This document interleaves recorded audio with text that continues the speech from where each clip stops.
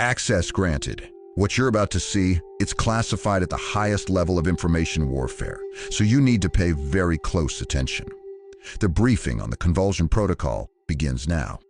You need to understand, this is the new reality, the foundational logic of the entire digital attention economy. The rules? They've been completely rewritten, right under your nose. See, the goal isn't to make you happy anymore. It's not about your consent.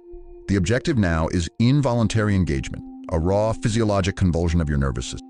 Right, so what you're getting here is a forensic dissection. We're tearing apart the very concept of arousal and looking at how it's been weaponized. This is Project Lazarus, and make no mistake, we're reverse engineering the laugh itself, not to understand joy, but to understand control. Let's be absolutely clear about this. They're not trying to make you laugh.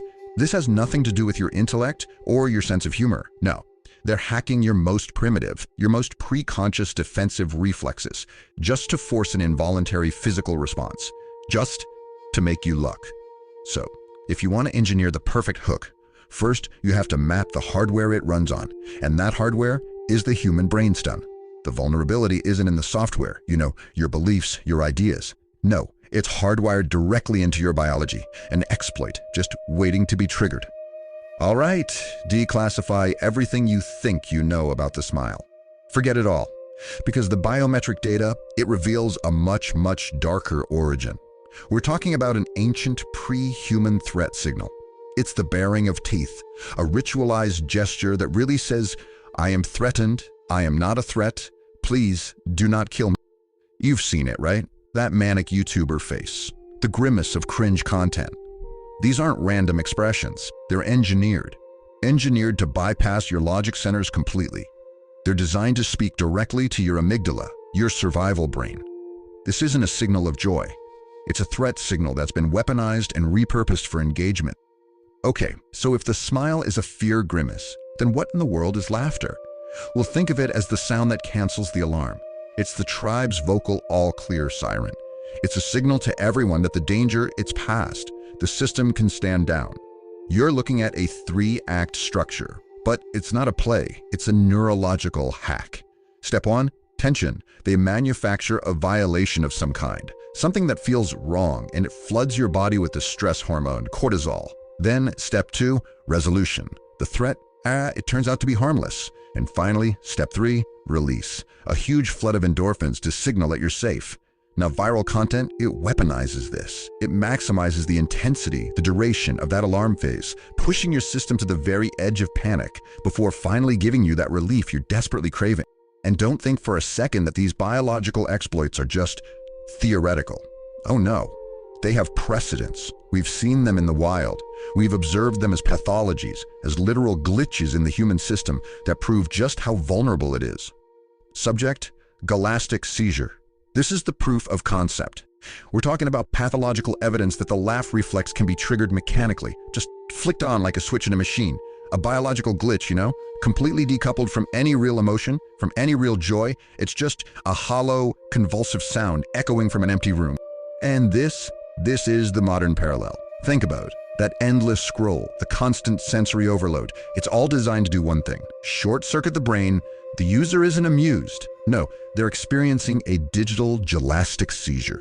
It's a reflex convulsion, not a reasoned response. So if you really want to understand digital contagion, you have to look at the analog prototype. Let's go back to Tanganyika, 1962. There was a laughter epidemic, and trust me, it was anything but funny. It was a historical proof of concept for mass hysteria. Let's analyze the strain characteristics: the vector, adolescence, and a high-stress, closed-off environment. The symptoms: uncontrollable laughter, crying, paranoia, restlessness. And the cause? Mass psychogenic illness, basically an anxiety hysteria. The parallel to today is, well, it's unavoidable. It's exact. The modern internet is just a global version of that boarding school. And doom scrolling, that provides the constant low-grade anxiety that the virus needs to take hold. I want to be clear, this isn't entertainment. It's a protocol for inducing mass psychogenic illness. Okay, so the biological trigger has been isolated. Now, we look at the psychological delivery system, the mechanics of the infection itself. The governing law of this whole system, it's called benign violation theory. Here's how it works. To hook you, a norm has to be broken. An expectation has to be shattered. But, and this is the key, the threat has to be neutralized right at the last second. It has to resolve as harmless. This matrix shows you the sweet spot, the target zone. It's what we call viral gold, and it exists on a razor's edge, right where high violation meets perceived safety. Think about it. In a post-authentic world, a dead internet filled with perfect AI-generated content, how do you even get someone's attention? You do it with a flaw, with a glitch. See, perfection is just invisible noise now. The typo, the mistake, that's the only proof of humanity left. To go viral, you have to appear broken. And this is the engine that drives the whole machine, the architecture of addiction. What they call sludge content, it's not random.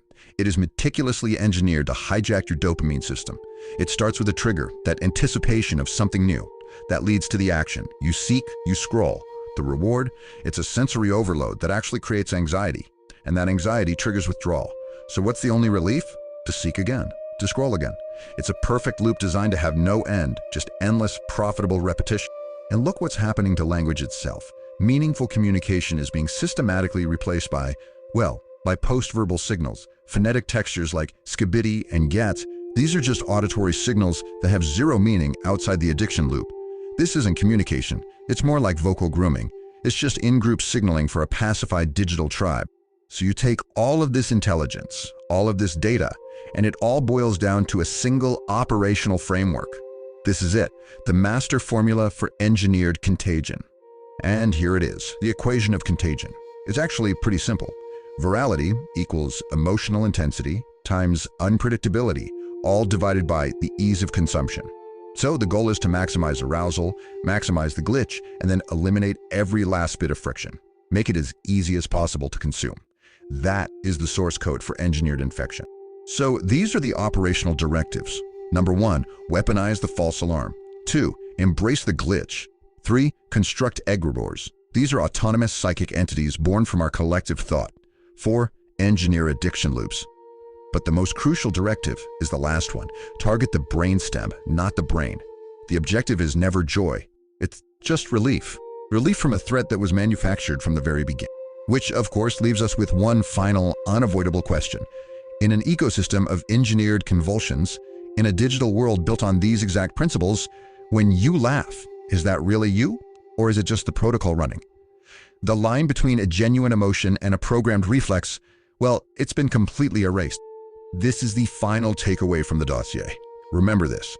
The next time you scroll, the next time you feel that involuntary convulsion, that laugh, it is not a sign of your happiness.